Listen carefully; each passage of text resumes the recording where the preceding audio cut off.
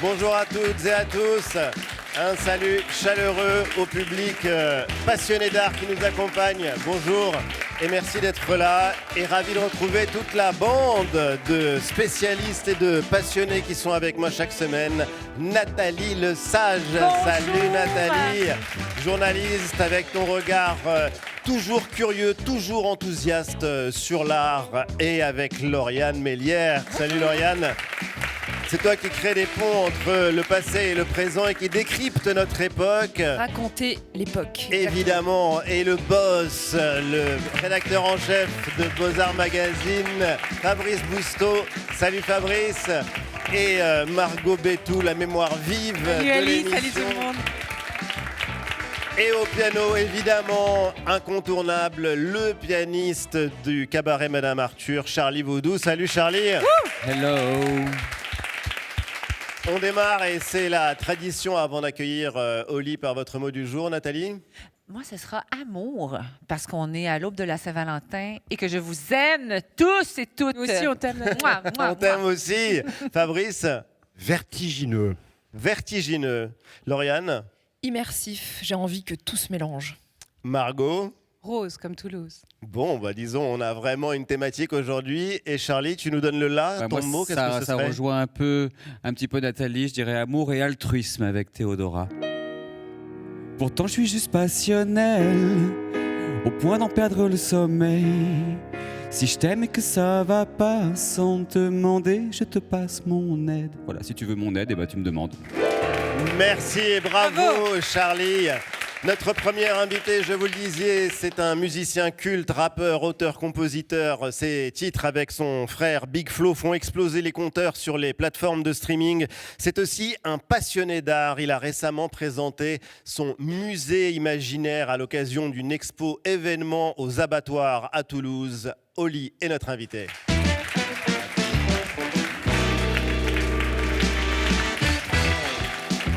Salut Oli et bienvenue, merci infiniment d'être avec nous. Je vous présente toute la bande et le public qui vous connaît, qui doit sûrement avoir en tête d'ailleurs quelques-unes de vos chansons. Mais on va démarrer avec notre première question, c'est un rituel, je la pose Je sais, j'ai regardé toutes les émissions. Toutes les émissions. J'ai tout regardé, j'ai rien raté. Eh ben merci, en tout cas on est J'adore, ravis vraiment, de j'adore. t'accueillir. Qu'est-ce que l'art apporte à votre vie ? L'art m'apporte, ça apporte un sens à ma vie en fait depuis que je suis petit. J'ai vraiment la sensation que ma vie serait très différente et que je serais bien plus triste sans l'art. Donc j'ai envie de dire un peu cliché, mais ça m'a sauvé la vie tout simplement. Sauver la vie, rien de moins. Ouais, je pense, ouais. Mais en quel sens ? Sauver de plein de mauvais chemins que j'aurais pu prendre, d'histoires personnelles parfois difficiles à la maison. Et on se réfugiait dans notre petit garage qui devenait un laboratoire artistique avec mon frère. On dessinait, on écrivait des raps et ça nous a... Ouais, c'était une bulle qui nous a isolés de plein de choses. Ouais, Et est-ce qu'il y a une expo, un moment, une œuvre particulièrement qui vous a marqué ouais, surtout un musée en fait, le musée des abattoirs. à Toulouse, À Toulouse, où on passait tout le temps devant, où notre mère nous amenait parfois. qui est un espace génial. Qui est exceptionnel et plein d'expos. Et je me souviens surtout d'œuvres de Frank Skirty, c'était des néons un peu déformés comme ça, Ouais. qui étaient devant le musée avant même que j'y rentre. Et à chaque fois, je me disais, mais c'est quoi pourquoi ça m'interpelle? Qu'est-ce que c'est? Frank Skirty, on va le voir à l'écran. Il a donc des installations qui sont assez troublantes, souvent faites avec des néons, des reflets. Pourquoi lui ? Parce que ça m'a marqué quand j'étais petit. En fait, c'était mon premier rapport à quelque chose qui était différent visuellement. Et de se dire, mais attends, est-ce que j'ai bien vu ce sigle de pharmacie ou ce logo de tabac? Comme s'il était reflété dans une flaque d'eau. Ouais, dans une flaque d'eau, dans de l'eau. Donc ça a été mon premier rapport à ça. Et puis un jour, j'ai passé les portes du musée, puis j'ai découvert plein d'expos. Et vous avez collaboré du coup avec Frank Skirty pour faire un logo de... Un logo d'un kebab. En fait, j'ai repris son kebab déformé. Ouais. Et juste en bas, avec des artistes potes à moi à Toulouse, on a recréé la façade hyper réaliste avec la viande du kebab. On a même enregistré le kebab où je vais tout le temps. Mais ça, c'est assez drôle parce que je me pose souvent la question philo, hein, pardon. c'est Question le début de kebab ou l'émission. question philo? Question Et un kebab. peu les Ah, deux, un peu les deux. Je me demande à quel Salade, moment... tomate, oignon. Oui. Et quelle sauce? La sauce. Sauce blanche, bien sûr, ce Ouais. n'est plus un débat. Très bien. Mais je me pose souvent la question de à quel moment une œuvre d'art cesse d'être un objet pour devenir vraiment une expérience. Parce que c'est ce que vous avez vécu avec Franck. Et là, je me pose la question. À quel moment vous dites ça, c'est plus un objet, je suis en train de vivre un truc. Ah, c'est une très bonne question, c'est dur J'ai de répondre. prévenu. Enfin, j'ai prévenu. Non, Ouais. je sais pas, je réfléchis pas trop comme ça, moi, en fait, quand je vais voir des expos ou même quand on a créé ce musée imaginaire. J'essaie surtout de régaler les gens, quoi. Donc, je sais pas si c'est une bonne Encore réponse, sur mais la métaphore kebab ou... non, même pas. Mais j'essaie surtout, voilà, qu'ils passent un bon moment. Je vois les images de cette expo-là et qui vivent quelque chose. J'aime bien quand il y a du son aussi. J'aime bien quand c'est une expérience vraiment immersive. Donc, je ne saurais pas te répondre à cette question. Voilà. Et surtout, il y a une palette de peintures sur Oui, votre donc, pull. ça, c'est un clin C'est d'œil pas que par j'ai fait. hasard, c'est un clin d'œil. Ouais. Mais l'art est partout. Ouais, l'art est partout, en tout cas L'art dans est ma vie. partout et en tout cas, vous n'avez pas une définition élitiste, figée, fermée de l'art. Ben, je peux pas l'avoir, en fait. C'est pas du tout ma culture. J'ai pas été éduqué dans ça. En tout cas, Justement, comment vous êtes intéressé à l'art la première fois? C'est pas dû à l'éducation de vos parents, c'est vraiment les abattoirs qui... c'est totalement les abattoirs. C'est pour ça que cette expo-là du musée imaginaire était ultra symbolique pour moi. J'ai vraiment fait mes classes aux abattoirs. Je me souviens, j'y allais tout seul des fois. Ouais. J'ai essayé de traîner mes potes. Certains n'avaient pas forcément envie, mais je me baladais. Et j'ai même connu les équipes des abattoirs avant de devenir un artiste un peu connu à Toulouse, etc. Donc, ils m'ont vraiment vu comme le mec un peu bizarre qui posait des questions et qui allait au musée tout seul. Mais le mec un peu bizarre d'ailleurs, et c'est assez curieux parce que le musée imaginaire, c'est une démarche et c'est une idée qui vient de loin, d'un monde qu'on dirait très loin de vous. C'est d'André Malraux. Ouais. C'est André Malraux qui est le premier à imaginer un musée imaginaire. Écoutez, j'avais pas la ref, je te dis la vérité, j'avais pas la ref au début, mais je suis arrivé avec ce nom-là Ouais. et ce concept-là. Et l'équipe du musée m'a raconté toute cette histoire, m'a montré le livre et on a même fait un clin d'œil. On a eu la chance d'avoir un quasi-manuscrit de ce bouquin-là, le musée imaginaire, et on l'a mis dans un cube en verre où j'avais recréé mon studio au milieu du musée. Et comment ça s'est fait, en fait, cette exposition? Pourquoi le musée est venu vous chercher? Parce que c'est sans doute une première en France qu'un artiste qui vient du rap devient un commissaire d'exposition. Mais d'abord, c'était une histoire amicale parce que, comme je vous ai dit, j'étais vraiment le visiteur qui était sympa et qui discutait avec eux. Et ensuite, je pense qu'ils avaient cette volonté-là d'ouvrir un peu les portes du musée, de ramener une catégorie de personnes qui s'y intéressent plus trop, un peu plus jeunes peut-être, Ouais. d'univers différents, urbains. Et c'est ce qu'on a réussi à faire. On est hyper content. On a fait quand même 130 000 visiteurs, 80% de primo-visitants. Donc ça, c'était le truc le plus touchant de Ça voir. veut dire la première fois que quelqu'un entre dans Ouais. un musée ou une galerie, c'est génial. Pour l'anecdote, j'ai un pote qui vit dans les immeubles en face. Il m'a dit, je t'ai jamais allé, putain, c'était juste en face. Mais donc c'était la première fois pour plein de potes, etc. Et voilà, on a essayé de faire une grande fête tout le long. Il y a eu des discussions, il y a eu des assos qui sont venus. On a fait des ateliers d'écriture avec les Zebda à Toulouse. Oui. Il y a eu Cédric Lapiche qui est venu faire une conférence sur le cinéma avec des jeunes étudiants. Enfin, on a fait voilà une grande fête pour l'art et pour cette passion-là qu'on a tous. Ouais. Votre frère, dans le manifeste de l'expo, il dit que vous créez un pont entre l'art et les gens, ce que je trouvais très charmant. Et c'est aussi très lié à Malraux qui voulait diffuser l'art au plus grand nombre. Quelle est l'importance pour vous de cette transmission aux autres ? Mon frère dit ça parce que je le traîne en voyage au musée, il a souvent pas envie, il traîne des pieds.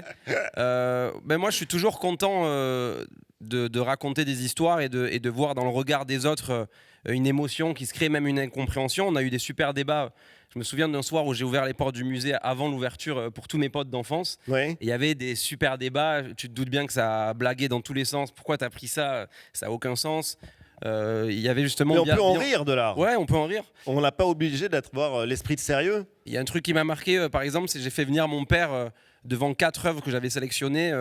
Mon père qui est immigré argentin, qui écrit pas le français, qui a des années-lumière de l'art contemporain. Et je lui ai demandé de réagir comme ça sur un Bianca Bondi, un Pierre Soulages. Bianca Bondi qu'on recevait la semaine dernière. Ouais, ben voilà, et c'était hyper drôle et hyper touchant de voir ce rapport-là innocent. Et aussi cette envie d'explication. C'est ça que j'étais hyper heureux de faire. Une fois qu'il avait l'explication, il y avait une commissaire qui était à côté de lui. Il disait « Ah, mais voilà, il fallait me l'expliquer. Si on me l'avait dit, j'aurais compris. » Et en fait, c'était assez touchant de voir que les gens sont en demande, en fait. C'est pas un truc fermé ou jugeant. Ils sont en demande de comprendre. Mais alors, un génie comme Pierre Soulages, qu'est-ce qu'il représente pour vous et qu'est-ce que vous aimez dans son œuvre? Pierre Soulages, pareil, je l'ai découvert aux abattoires dans une des expos. Ça devait être en 2006. Et on voit évidemment quelques-uns de ces noirs à l'écran. Ça devait être en 2006. Et de par le fait qu'il vient en plus d'une région pas loin de Toulouse, on nous en a toujours parlé petit. Moi, je suis fan, j'adore cette texture-là. En fait, il faut les voir en vrai aussi. Oui. Ce rapport-là, et comprendre. J'ai mis du temps à comprendre qu'en fait, c'est pas du noir, c'est un jeu avec la lumière. C'est une réaction à quelque chose. L'outre noir. Exactement, et moi je suis fan, ouais, j'adore. Alors, on va continuer à découvrir votre passion pour l'art, Oli, tout au long de cette émission. Mais pour le moment, et comme chaque semaine, la bande de la Grande Galerie francophone a fait le tour de l'actualité et va nous révéler sa dernière claque artistique. C'est la claque de la semaine.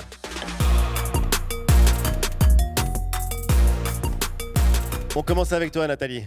Moi, j'ai une claque providentielle, mais un petit peu aigre-douce, puisqu'elle concerne un artiste dont je suis fan fini et qui nous a quittés en décembre.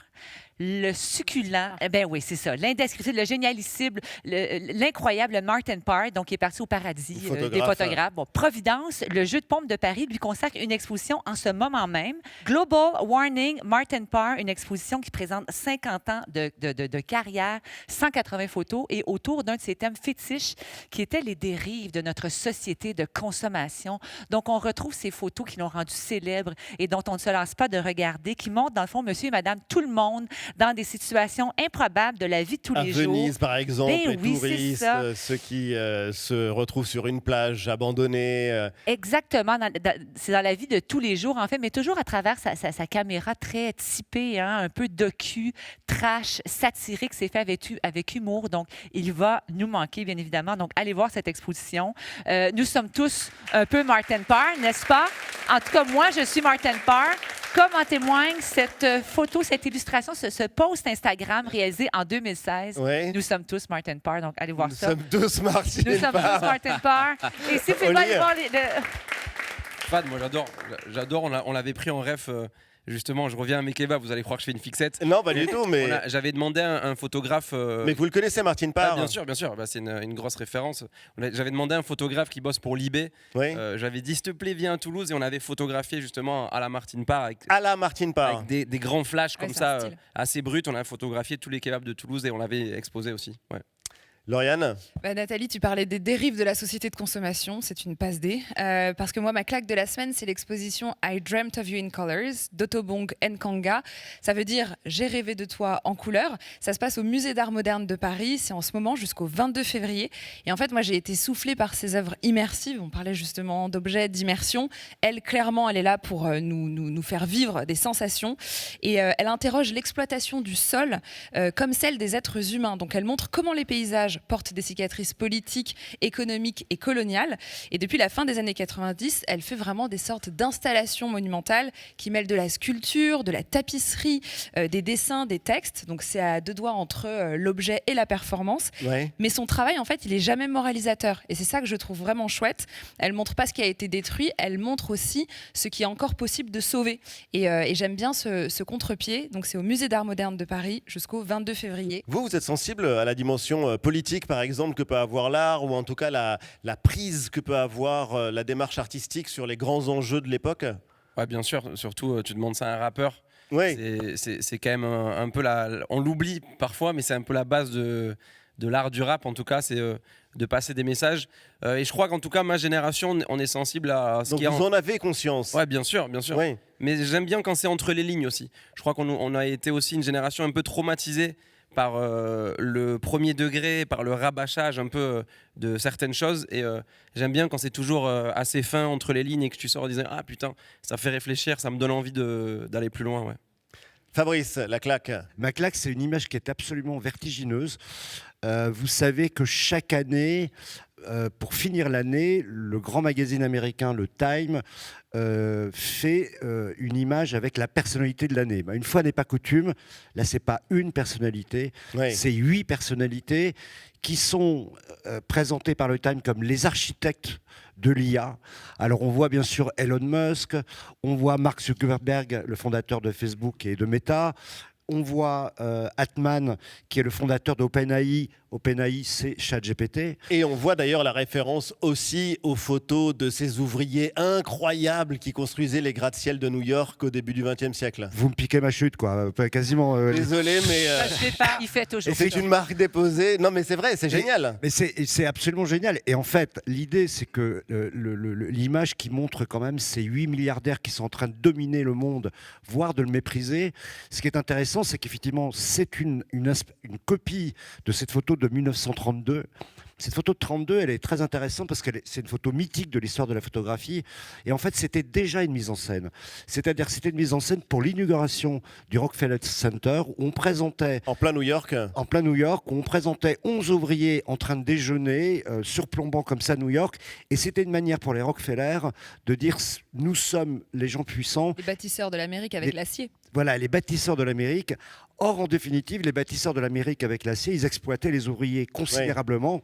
Et donc, le parallèle que le Time ait fait, les deux, j'ai trouvé que c'était vraiment absolument génial parce que c'est la même chose. Ces milliardaires sont en train d'exploiter le peuple avec l'IA qui est surconsommatrice d'énergie et qui deviendra à terme payante et auquel on va être sous domination. Et donc, je trouve que vraiment, cette une du Time, elle est très, très forte. Une réaction, il y a Sam Altman, le fondateur de ChatGPT, justement, qui donnait une interview récemment dans un podcast et il disait la prochaine version de Chat, elle sera aussi douée qu'un très très bon poète et on ne pourra plus faire la différence entre la création artistique humaine et celle que produirait un agent artificiel comme un algorithme ou peu importe. Vous y croyez ou ce sont des outils que vous utilisez, il faut les retourner contre eux-mêmes? C'est compliqué de se prononcer, mais en tout cas, c'est sûr que c'est flippant, surtout en musique, quoi. Je sais pas si en vous avez musique, vu, c'est mais invraisemblable. récemment, il y a vraiment, tu peux commander parfaitement une prod de rap, par exemple, en donnant quelques indications et ça sort comme ça. Je crois en l'humain et je me dis. Ça vous tente? Non, pas du tout. Pas du tout. Mais je me dis quand même que tout ce qui est écriture, poésie, il y a quelque chose qui est irremplaçable, etc. J'ai cet espoir-là. Mais de toute façon, il faudra faire avec jusqu'à où on ira, etc. Mais Margot? Moi, ma claque, elle ma claque, elle est du sud aussi, pas tout à fait vers Toulouse, puisqu'elle se trouve au MUSEM, le musée marseillais. Mais elle parle espagnol aussi. Et claro que si. Il consacre une expo géniale à Don Quichotte, le héros de Cervantes, ce personnage qu'on connaît tous au moins de nom, qui est vraiment rentré dans l'imaginaire collectif et qui a inspiré plein d'artistes depuis le XVIIe siècle. Don Quichotte, c'est un roman de chevalerie parodique qui met en scène un pauvre hidalgo idéaliste qui part en quête de princesse à sauver, de nobles causes à défendre, un peu comme les chevaliers ridicules des Monty Python de Terry Gilliam. C'est un personnage comique, Don Quichotte, qui est très, très attachant. On dit qu'il est picaresque et il a inspiré beaucoup d'œuvres à travers les siècles. Une très belle toile de Daumier prêtée par Orsay pour cette expo. Oui. Il y a une œuvre filmée d'Abraham Poincheval. Je ne sais pas si vous connaissez ce performeur génial qui est habitué des installations loufoques et surréalistes. Alors là, il va parcourir 300 km avec une armure de 36 kg qui est dans un bruit de casserole assourdissant pour refaire l'itinéraire de notre héros espagnol. Voilà, donc on rit beaucoup dans cette expo. On se moque de Don Quichotte et qui se balade avec son vieil écuyer, puis sa fidèle rotinante, sa vieille jument. Mais en même temps, il charrie des valeurs que moi j'aime beaucoup, de bravoure sans borne, de romantisme et d'illusion chevaleresque. Je trouve que ça fait du bien, c'est à voir jusqu'en mars.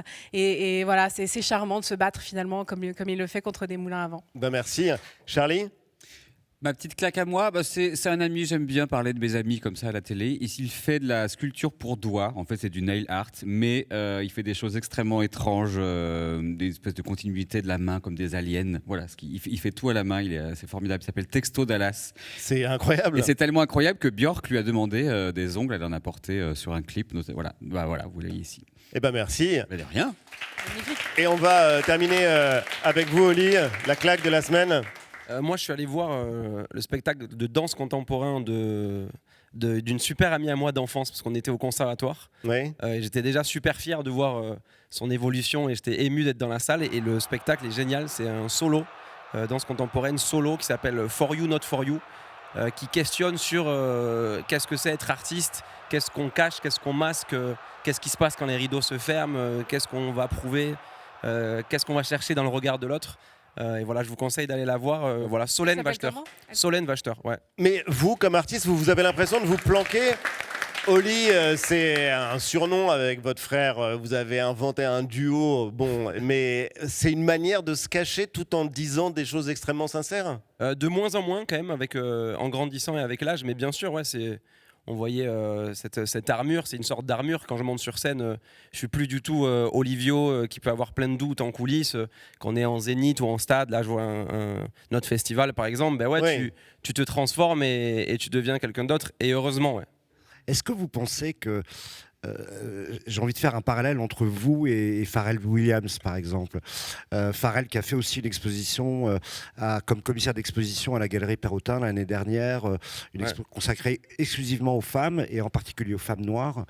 Mais on voit que Pharrell Williams est devenu le DA, le styliste de Vuitton Louis Homme. Vuitton.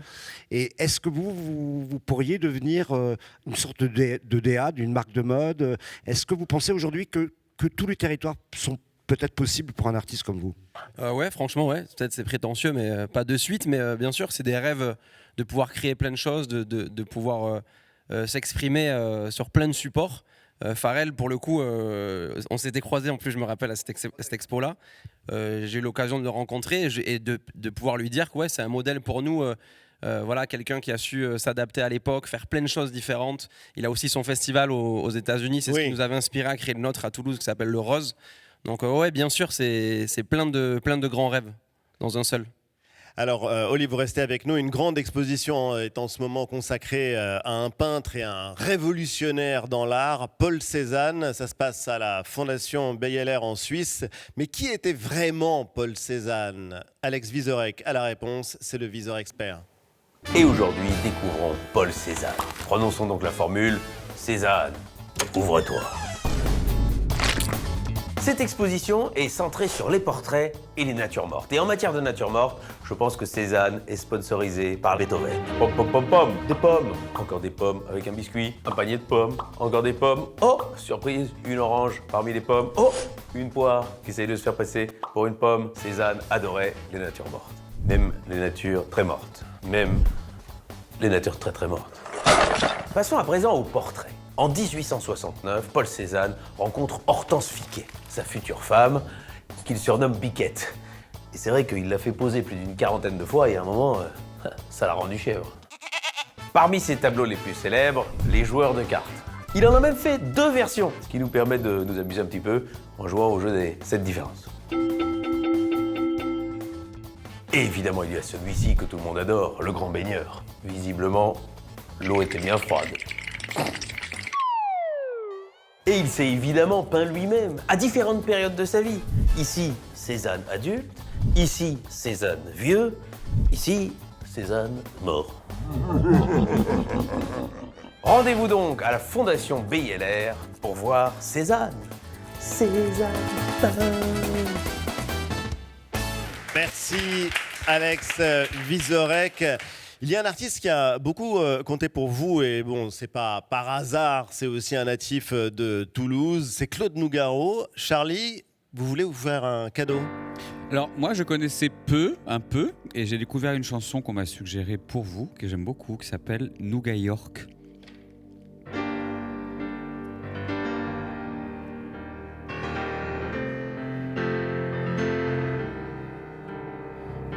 Dès l'aérogare, j'ai senti le choc, un souffle barbare, un remous hard rock.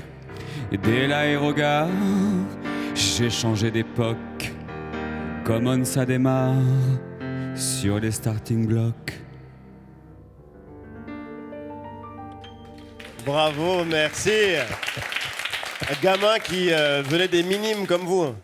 Claude Nougaro. Nougaro, c'est une sorte de père spirituel pour tous les Toulousains. Ouais, gamin des minimes aussi. On a quand même sur quasiment une seule avenue, t'as Nougaro, Big Flo Oli et Zebda. À chaque fois, on se marre quand on raconte ça, mais c'est vrai, on est fiers de notre quartier, ça envoyé.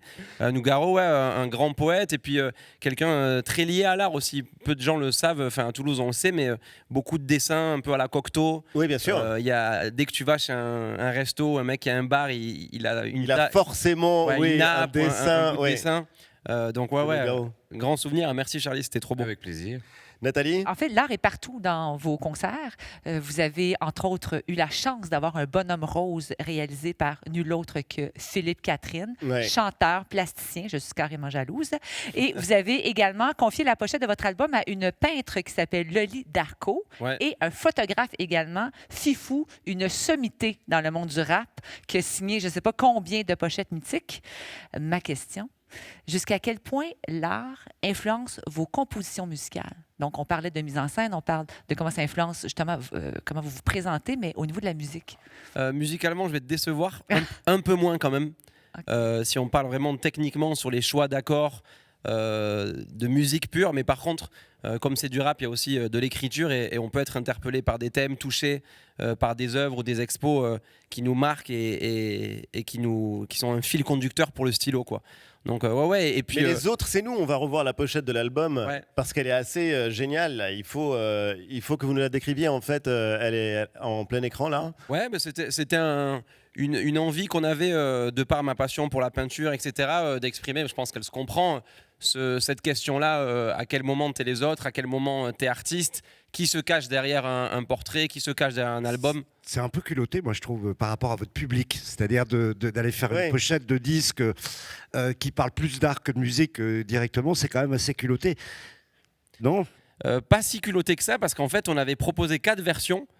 On avait fait tout un jeu avec le public. On est très proche des gens qui nous écoutent. Et en fait, ils ont choisi celle-là. Il y avait 4 versions. Il y avait un portrait un peu à la JR de nos 2 regards croisés. On avait carrément fait poser 2 sosies avec une photo un peu comme un Polaroid de 2 personnes qui nous ressemblaient. Et le public a choisi celle-là. Comme quoi, il y a une forte sensibilité aussi. Ouais.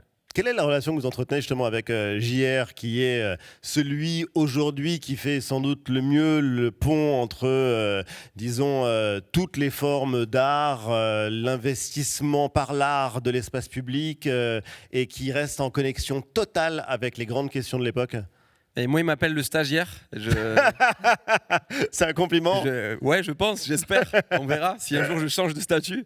Mais non, c'est quelqu'un qui compte beaucoup dans ma vie perso aussi. On se connaît depuis des années.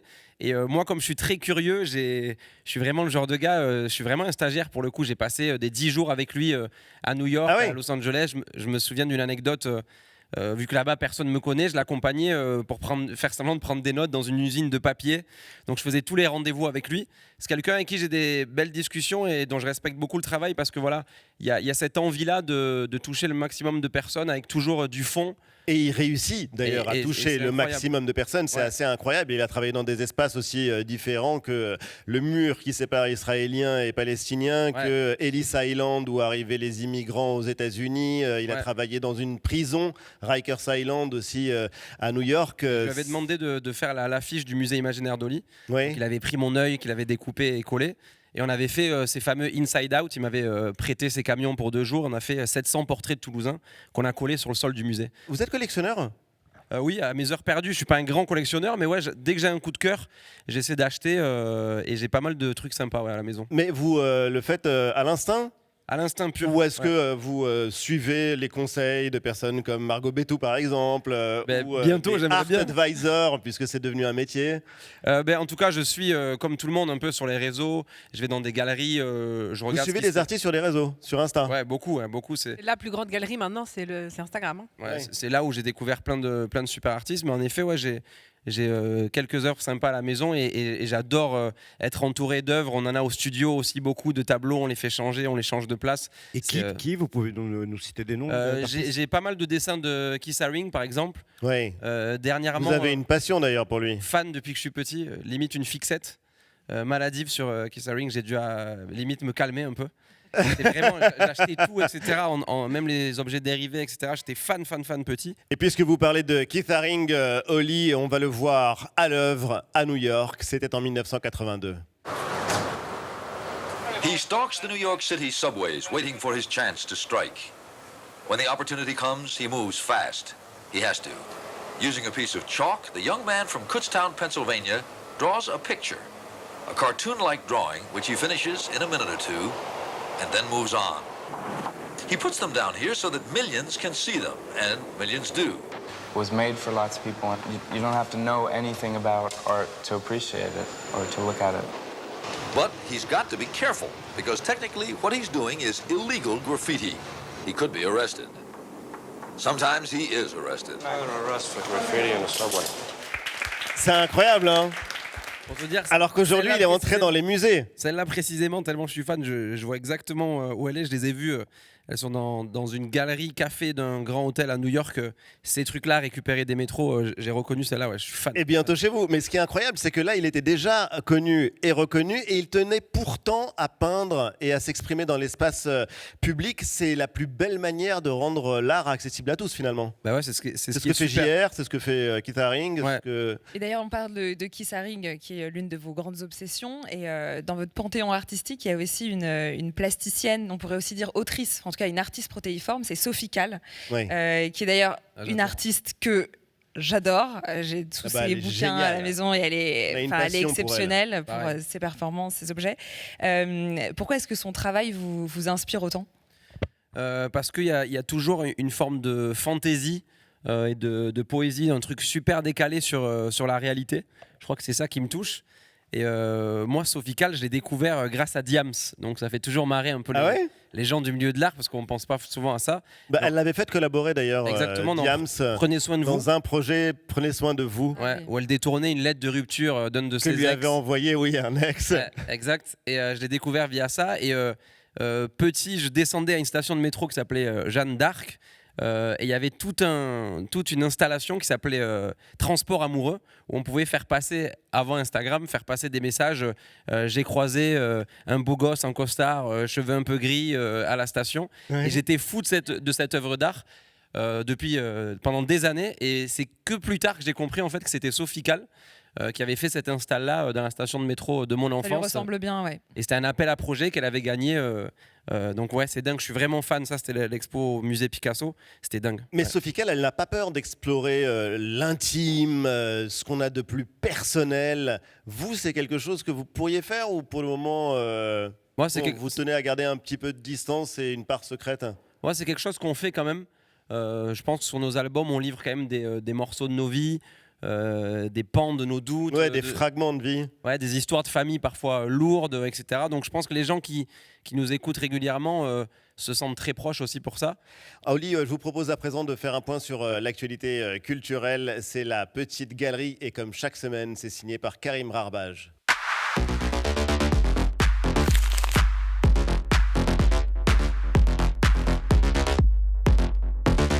Bienvenue dans la Petite Galerie, le récap de ce que l'art fait de plus fou. Et on attaque avec la dinguerie. Aujourd'hui, on lève la tête pour regarder le travail de Janet Eckelman, une artiste américaine qui décore le ciel, tout simplement.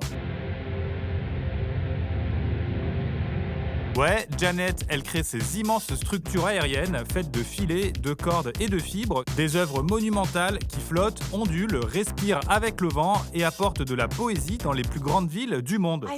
Je suis très heureuse que le public ait accès gratuitement à mes œuvres sans savoir de quoi il s'agit. Et pour arriver à ces différents résultats, il y a énormément de calculs et de travaux d'ingénierie et de tension pour que le tout ne s'effondre pas à la première bourrasque.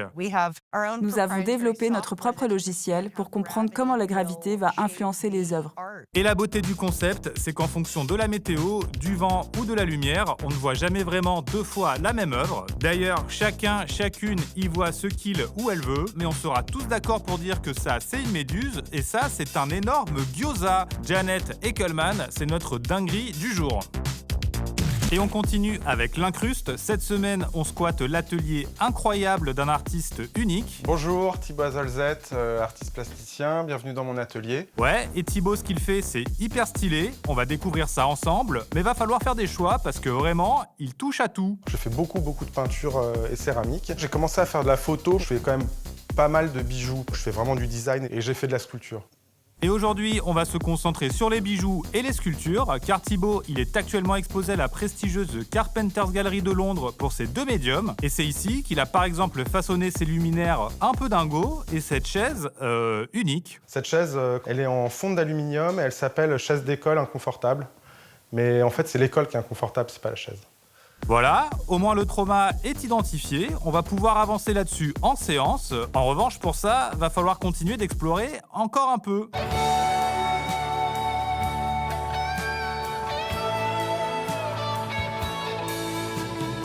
Yes, mais au moins Thibaut, il a mis des termes là-dessus, et c'est vrai que ça représente assez bien son travail. J'ai trouvé le terme brutaliste délicat, parce qu'il y a quelque chose de très très brut dans mon travail toujours, et en même temps quelque chose de très raffiné. Et ce qui le représente aussi, c'est la transmission. Thibaut, il travaille beaucoup avec des stagiaires qu'il prend sous son aile et qu'il forme. Trop classe. Par exemple, aujourd'hui, il est accompagné d'Audrey, qui l'aide à fabriquer ses bagues uniques. Et en plus d'être stylées et forgées à la main, ces bagues, elles ont un truc hors du commun. Des bijoux avec des météorites. Et ouais, truc de fou, Thibaut il fabrique des bijoux extraterrestres, tout simplement. Ça c'est un morceau de météorite, ouais. Je le pose par exemple dessus comme ça, et après je vais sertir. Bon, on les trouve pas facilement, donc faut connaître un peu les gens qui en vendent, en collectionnent, etc. Forcément, n'est pas bijoutier de l'espace qui veut, Thibaut il a suivi une formation un peu sélecte. J'ai regardé des tutos comment faire une bague en bronze, quoi. Voilà. Tuto YouTube. Ouais. Ah bah non, en fait, pas du tout. Comme quoi, c'est pas le diplôme qui fait l'artiste, mais bien la vision. Bravo et merci Thibaut Azelzet. Et on termine avec le fololo, Diana Scherer, une artiste néerlandaise qui crée ses petites curiosités. Ouais, Diana, elle fait ses œuvres à partir de racines végétales, elle plante des graines qu'elle ordonne et contraint à pousser d'une certaine manière pour créer ces motifs qui ressemblent à de la dentelle.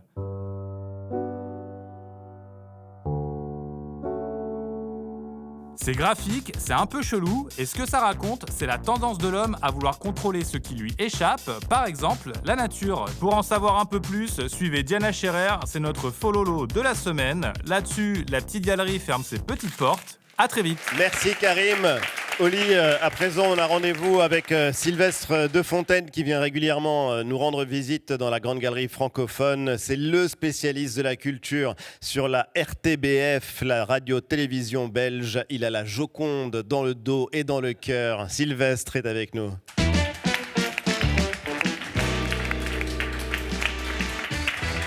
Salut Sylvestre. Bonjour, bonsoir. Installe-toi. Merci. Pas souvent l'habitude que les gens se mettent debout quand j'arrive quelque part. Évidemment, mais vous voulez nous présenter un lieu cette semaine, Sylvestre? Oui, exactement. Ali, je voudrais vous parler du CREAM. C'est un acronyme qui veut dire Création Handicap Mental. C'est un atelier d'artistes qui est né en 1979 à Liège.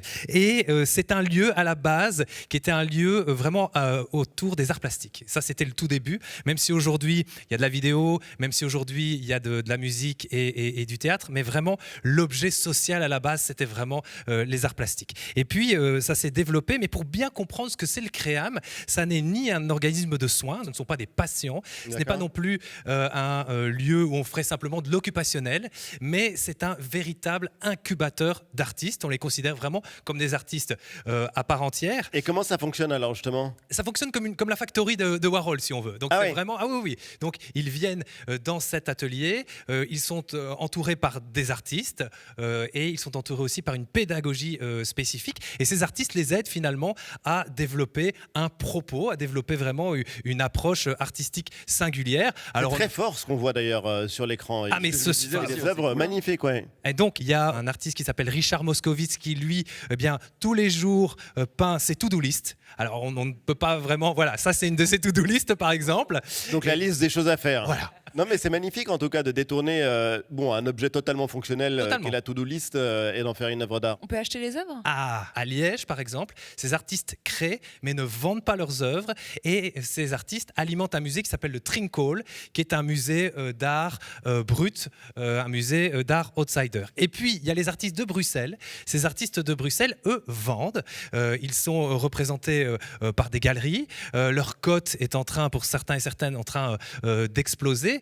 Et il y a un site internet sur lequel on peut effectivement acheter ces artistes. J'ai envie de vous dire, il y en a certains, il faut vraiment se dépêcher parce que ça a pris parfois, ça a pris parfois énormément de valeur. Et donc il y a vraiment cette volonté de travailler avec ces artistes et à les considérer vraiment comme des artistes. Point. Génial. Point final. Tu nous rappelles le nom de cet endroit ? Créam. Le Créam. Allez voir le site internet, franchement, je suis certain qu'un des artistes va retrouver ou trouver le chemin de ta collection. Oli, il y a un artiste que vous connaissez bien et que vous adorez, c'est une figure qui s'impose et qui est devenue majeure sur la scène artistique contemporaine. Il est originaire de Côte d'Ivoire, Karl Nda Adopo. Un de ses tableaux faisait partie de votre musée imaginaire aux abattoirs. Juste avant de l'accueillir, Damien Cabrespine dresse son portrait et il le fait en 3 mots. Karl Nda Adopo, en 3 mots. Mot numéro 1, couleur. Karl Nda Adopo aime les couleurs vives, les aplats parfaits, les univers pop et polychromes. C'est très voyant, ça attire l'œil.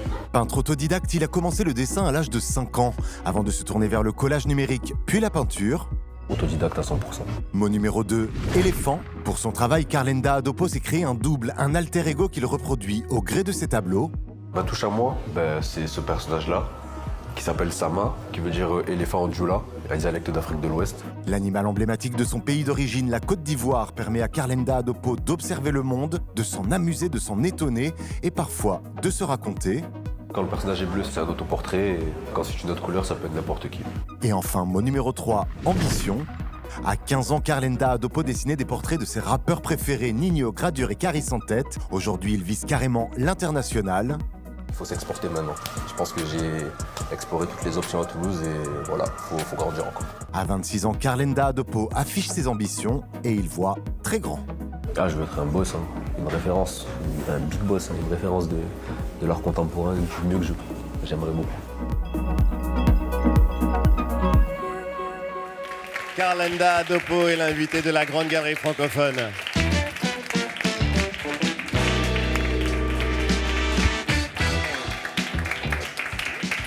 Bienvenue Karl. Bienvenue. Oli, vous disiez, vous connaissez bien tous les deux. Ouais, très bien, moi je suis un fan de base. En fait, je suivais son travail à Toulouse qui commençait par des collages dans les rues. Oui. Et donc je te soufflais quand même que c'était sa première télé. Donc bienvenue, en tout cas, on est vraiment heureux de vous accueillir. Damien Cabrespine a fait votre portrait avec donc ces 3 mots, couleur, éléphant, ambition. Ils vous correspondent ?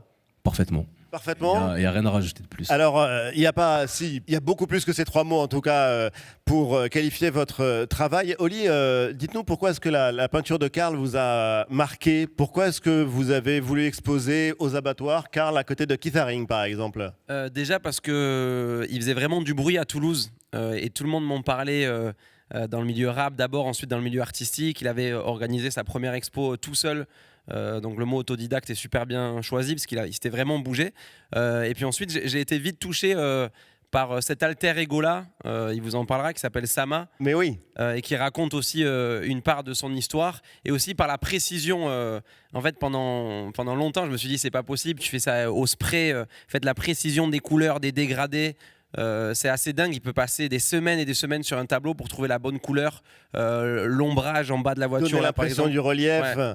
Et c'est vrai que c'est assez génial, en tout cas, de découvrir votre travail, Karl. On a vu un personnage qu'on retrouve dans votre peinture, c'est cet éléphant. L'éléphant, vous lui avez d'ailleurs donné un prénom, il s'appelle Sama, on le voit. Pourquoi l'éléphant et qu'est-ce qu'il raconte, cet éléphant ? Pourquoi l'éléphant ? Tout simplement parce que je suis originaire de Côte d'Ivoire. Je me suis creusé la tête. C'est l'emblème, en tout cas, des footballeurs de la Côte d'Ivoire. Exactement, c'est comme ça qu'on nous appelle. Mais du coup, je cherchais un personnage en fait à créer. J'ai réfléchi pendant des mois, je trouvais pas. Oui. Et en fin de compte, je me suis rappelé mes origines, tout simplement. Il a un côté cartoon, il a un côté bande dessinée en tout cas, et il est beaucoup plus que ça, Sama. Quand il change de couleur, qu'est-ce que ça veut dire ? Ça peut être toi, hein. Ça peut être tout le monde. Ça veut dire que moi j'aimerais bien, quand il est rouge, vert ou jaune, peu importe les couleurs, ça peut être n'importe qui se sent représenté par ce qu'il voit. Oui. Mais quand il est bleu, c'est toujours un autoportrait. Après, il faut faire attention parce qu'il y a beaucoup de nuances de bleu, mais c'est vraiment ce bleu roi là qu'on voit qui me représente moi. Ça veut dire que si... Ça, c'est vous. Ça, c'est moi. S'il y en a un qui est un peu plus clair, un peu plus foncé, un peu plus, je sais pas, terne, c'est pas moi. Mais c'est Lauriane, drôle cette parce que- chromatique, ouais, elle t'a parlé. Ouais, mais c'est surtout, j'ai l'impression que c'est, enfin, de toile en toile, on a l'impression qu'il vit des aventures. Donc, je me demande à quel moment ces mises en situation, elles vous permettent un peu d'exorciser ou d'aborder des situations de la vie qui vous obsèdent, et à quel moment ça permet aussi peut-être de mettre sur toile des choses que d'autres personnes de votre entourage sont en train d'expérimenter. Généralement, c'est ce que je vois autour de moi. Très rarement la vie de mes proches, mais c'est surtout ma vie à moi. Mais je sais pas, en fait, ça vient tout seul. Parce qu'on voit souvent, enfin, typiquement là, le personnage, donc c'est vous, Ouais. qui est en train de lire le journal, une Ouais. fois un oreiller avec à l'intérieur des billets de banque, l'obsession pour les diamants, etc. Il y a quand même des choses qui reviennent un peu souvent, qui sont peut-être celles d'un jeune homme qui a envie de faire son trou, quoi. Ouais, j'ai envie d'avoir des. J'aimerais bien être riche comme ça. En vrai, c'est un peu mensonger comme tableau parce que j'ai pas autant sous mon matelas, moi, mais peut-être qu'un jour ça viendra. Nathalie? Jeune homme, attention, effet spécial. Non, parce ici. qu'il y a quelques semaines, quelques mois maintenant, vous avez sorti cette revue géniale. Le Ça Magazine, regardez comme c'est génial. Ça me rappelle dans mes jeunes années. Donc, c'est un magazine que vous avez lancé en kiosque.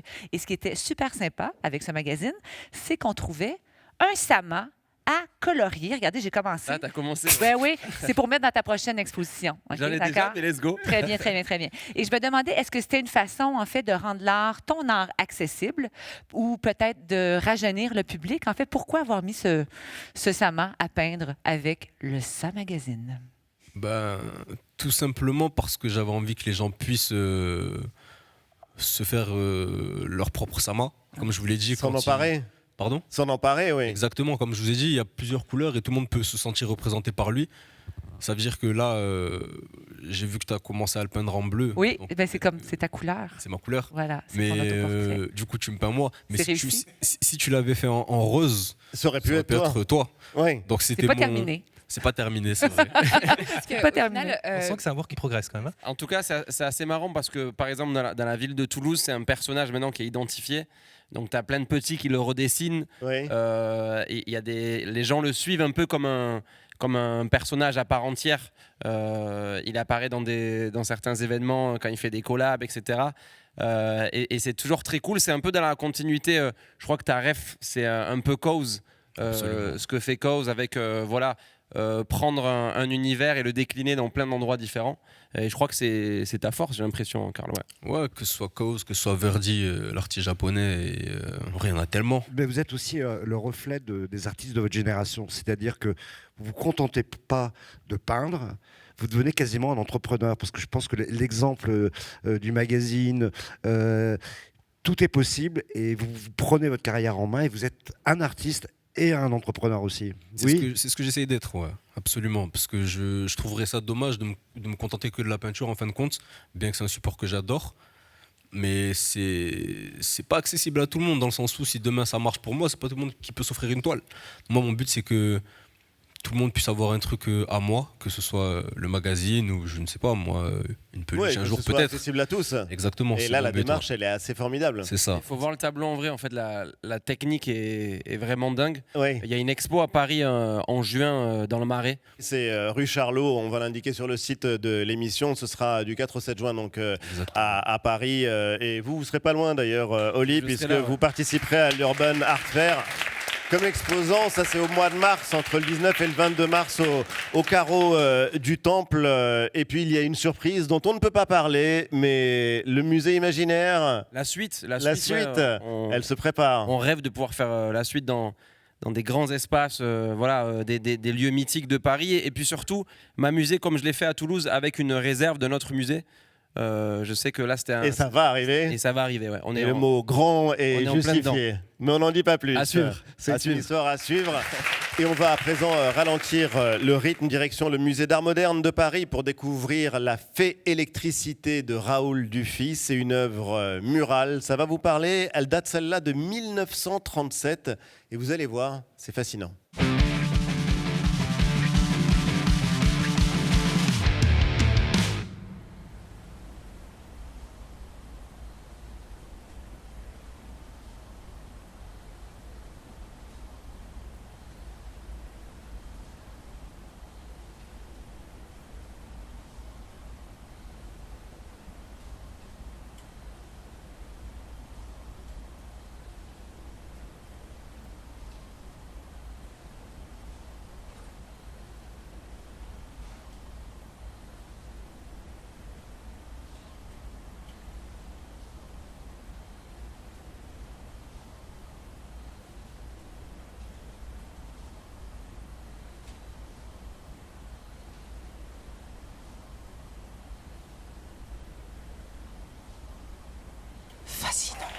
La Fée Électricité, voilà, c'est en tout cas une pièce et une œuvre à ne surtout pas manquer si vous passez par Paris. Merci donc infiniment à tous les deux. Merci à vous. À suivre, le 64 minutes sur TV5 Monde. On se retrouve en replay sur l'appli TV5 Monde Plus. Et quand vous voulez sur nos réseaux sociaux, on va se dire au revoir en musique, évidemment. Oli, on vous a demandé quelle chanson vous mettez en joie. Et vous avez choisi un titre. La vida es un carnaval de Celia Cruz, qui est la chanson que notre père nous a toujours chantée quand on n'allait pas bien. Ay, no hay que llorar, que la vida es un carnaval. Il ne faut pas pleurer, la vie n'est qu'un grand carnaval. Et vous voulez chanter ? On peut essayer. Oui, Charlie ? De toute façon, je ne chante pas un mot d'espagnol, alors je Donc ferai la musique. la et vie tu- est un carnaval. La vida es un carnaval. Oui ? Allez. On va essayer.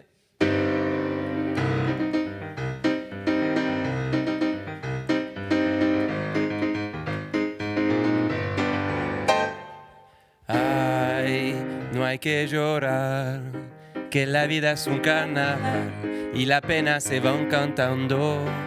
Oh, allez. Hay que Faut pas llorar, Oui. que la vida es un carnaval. Y la pena se van cantando. Génial.